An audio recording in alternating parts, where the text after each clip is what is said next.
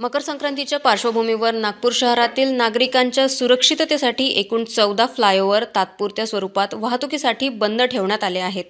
Nylon मांजामुळे होणारे अपघात टाळण्यासाठी आणि नागरिकांच्या जीवाची सुरक्षा निश्चित करण्यासाठी नागपूर वाहतूक पोलिसांनी हा निर्णय घेतला आहे.